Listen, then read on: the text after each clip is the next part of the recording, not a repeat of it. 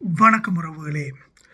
Joseph Vijay அவர்கள் தனது தேர்தல் வாக்குறுதிகளை சரிவர நிறைவேற்றுகிறாரா அல்லது ஏமாற்றுகிறாரா என்ற கேள்விக்கு எனக்கு மக்கள் திலகம் எம்ஜிஆர் நடித்த ஒரு பாடல் காட்சி நினைவுக்கு வருகிறது உறவுகளே.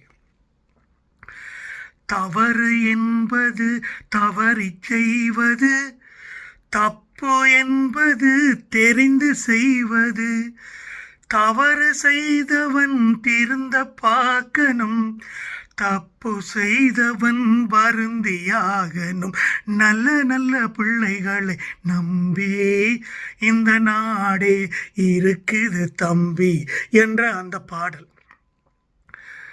விஜய் அவர்கள் தேர்தல் வாக்குறுதி கொடுக்கையில் எல்லா குடும்பத்துக்கும் எல்லா இல்லத்த தலைவிகளும் தான் தனது திட்டத்தால் பயனடைய போகிறார்கள் என்பதை சொன்னார்.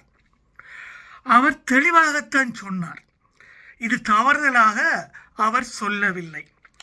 ஆனால் அப்புறமாக அவர் திட்டத்தை அறிவிக்கும் பொழுது ஒரு லிமிட் அங்கே வைக்கிறார்.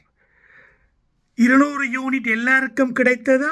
இல்லை, 500 யூனிட்டுக்கு கீழ் பாய்ப்பிற்குத்தான் கிடைக்க செய்தார். அதே மாதிரி விவசாய கடன் முழுமையாக சொன்னபடி தள்ளுபடியானதா? இல்லை, அங்கேயும் சில லிமிட்டேஷனை வைத்தார்.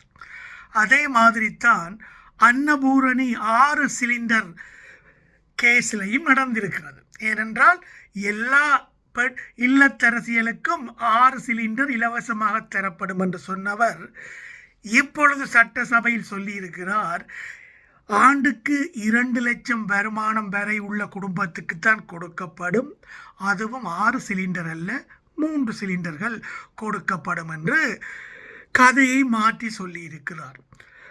அப்படி பார்த்தால் உறவுகளே, இது தவறா தப்பா? தவறு என்பது தற்செயலாக நடப்பது, தப்பு என்பது திட்டமிட்டு நடப்பது, தெரிந்தே நடப்பது. ஜோசப் விஜய் அவர்கள் தேர்தல் வாக்குறுதி கொடுக்கையிலே தெரிந்துதான் இதை எனக்கு செய்ய முடியாது என்பது அவருக்கு தெரியும். ஆனாலும் மக்களை ஏமாற்றி வாக்கை பெறுவதற்காக சொல்லி இருக்கிறார்.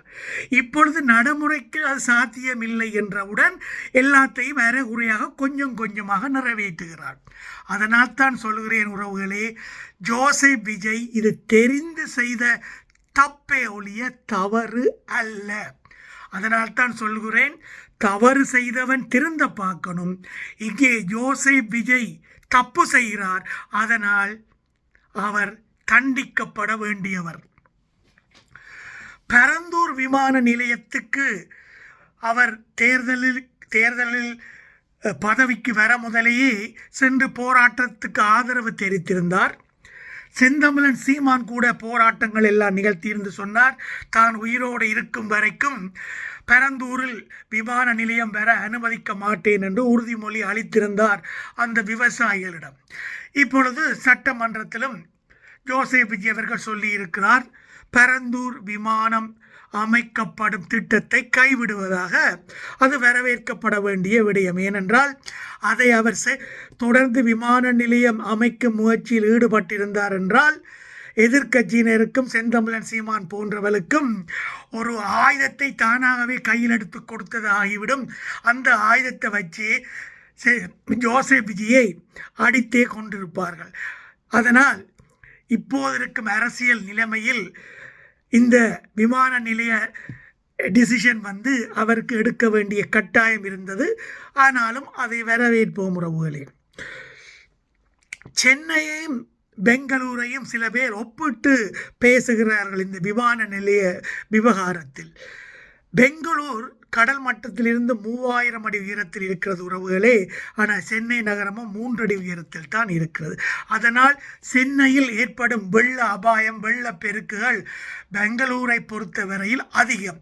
அதனால் இந்த விமான நில அபகரிப்புகள் எல்லாம் கைவிடப்பட்டது சென்னையை பொறுத்தவரையில் ஒரு நல்ல விடயம் என்றுதான் சொல்ல வேண்டும் உறவுகளே.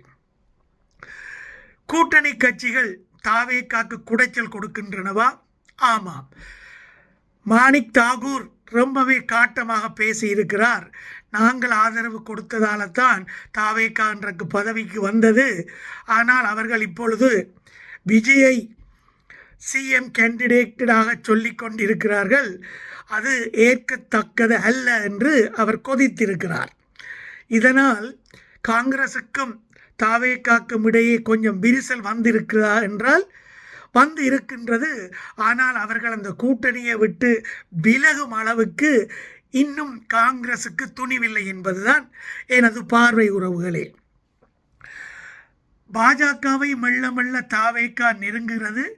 நெருங்க நெருங்க காங்கிரஸ் தலைவரும் காங்கிரஸ் பிஎம் கேண்டிடேட்டுமான ராகுல் காந்திக்கு சிக்கல் வலுத்து கொண்டே போகும். ஏனென்றால் விஜய் உண்மையில் என்ன செய்ய போகிறார் இந்த பாராளுமன்ற தேர்தலில் என்று ராகுல் காந்திக்கு இன்னும் சரிவர புரியவில்லை. ஏனென்றால் விஜய் சொல்வது ஒன்று செய்வது ஒன்றாக இருக்கும். எனவே அவர் நம்பக்கூடியவரா என்ற கேள்வி ராகுல் காந்திக்கு இன்று எழுந்திருக்கிறது உறவுகளே. திருமாவளவன் ஒரு கூட்டம் போட்டார். அந்த கூட்டலில் தள்ளுமுள்ளு அவருக்கே மூச்சையாகிவிட்டது. காவல்துறை சரியாக கவனிக்கவில்லை என்ற குற்றச்சாட்டையும் பிசிகாவினர் வைத்திருந்தார்கள். அந்த கூட்டத்தில் விஜயின் ஃபோட்டோவோ கட் அவுட்டோ ஒன்று கூட வைக்கவில்லை. இது விசிகாவினர் எடுத்த முடிவல்ல. விஜய் அவர்களே சொல்லியிருந்தாராம், எனது கட் அவுட் ஒன்றும் நீங்கள் உங்கள் கூட்டத்தில் வைக்க வேண்டாம் என்று. ஏனென்றால் விசிகாவை கொஞ்சம் தூரத்தில் தள்ளியே விஜய் அவர்கள் வைக்க விரும்புகிறார். காரணம், ஏற்கனவே விசிகாவில் இருந்து 80% இளைஞர்கள் தாவேகாக்கு தாவி விட்டார்கள். இப்பொழுது திருமாவின் தலைமை ரொம்பவே வீக்காக போய்கொண்டிருக்கிறது. திருமாவின் கட்சியை ஏற்கனவே ஆதவ் அர்ஜுனா விலைக்கு வேண்டிவிட்டார். அதாவது ஒரு வீட்டை விலைக்கு வேண்டிய அப்புறம் அந்த ஹவுஸ் ஓனரை கொஞ்ச காலம் அந்த வீட்டில் இருப்பதற்கு அனுமதி கொடுப்பது போல விசிகாவை விலை கொடுத்து வேண்டிவிட்ட தாவேகா ஒரு கொஞ்ச காலத்துக்கு திருமாவை அந்த கட்சிக்கு தலைமை தாங்குமாறு சொல்லி இருப்பது போன்ற ஒரு காட்சி தான் இப்பொழுது அரங்கேறி கொண்டிருக்கிறது உறவுகளே. இப்படி தாவேகா தனது கூட்டணி கட்சிகளுக்கு சரியான சமிக்கைகளை கொடுக்கிறதா என்றால் அதிலும் ஒரு பிரச்சனை இருப்பதாகத்தான் தெரிகிறது உறவுகளே. எப்படியோ அடுத்த 6 மாதங்கள் தாவேகாக்கும் ஜோசப் விஜய்க்கும் ஒரு சவாலான காலமாகத்தான் இருக்கும். பொருளாதார வீக்னஸ், அதாவது கஜானா காலி, அரசாங்கம் கடனை தொடர்ந்து வேண்டி கோடான கோடி கடன்கள் கூடிக்கொண்டே போகிறது. இந்த நிலையில் ஜோசப் விஜய் அதிகாரிகளின் கட்டுப்பாட்டில் தான் இருக்கிறார் என்ற குற்றச்சாட்டும் இருக்கிறது. இதனால் ஜோசப் விஜய்க்கு ஒரு பிரச்சனைகள் நிறைந்த காலம்தான் அவர் கண்முன்னே தெரிகிறது உறவுகளே.